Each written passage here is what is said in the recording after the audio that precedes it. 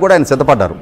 ఇటువంటి అంటే ప్రభుత్వ వ్యతిరేక ఓటు చీలకుండా ఉంచగలగటంలో సక్సెస్ అయ్యారు.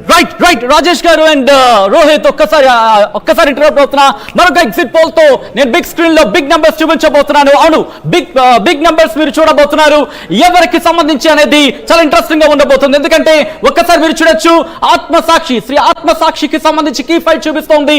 ఆంధ్రప్రదేశ్ కి సంబంధించి ఇక్కడ వైసీపీ 98 స్థానాలను సంపాదించుకోవచ్చు అంటూ ఆత్మసాక్షి చెప్తోంది. అలాగే తెలుగుదేశం పార్టీకి సంబంధించి 42 స్థానాలకి, జనసేన పార్టీకి సంబంధించి 7 స్థానాలను కైవసం చేసుకోవచ్చని ఆత్మసాక్షి చెబుతోంది. అలాగే భారతీయ జనతా పార్టీకి సంబంధించి 1 స్థానం, అలాగే ఇక్కడ కాంగ్రెస్ కానీ ఇతరులు కానీ 1 స్థానం కూడా గెలవకపోవచ్చు. అలాగే ఒక్కసారి 175 స్థానాలకు సంబంధించి వైసీపీ ఎన్ని స్థానాలు సొంతం చేసుకోబోతుంది అంటూ కూడా ఎగ్జిట్ పోల్ ఫలితాలని, అలాగే ఇండియా టుడే సేనకి సంబంధించి ఫలితాలను మనం చూస్తున్నాం.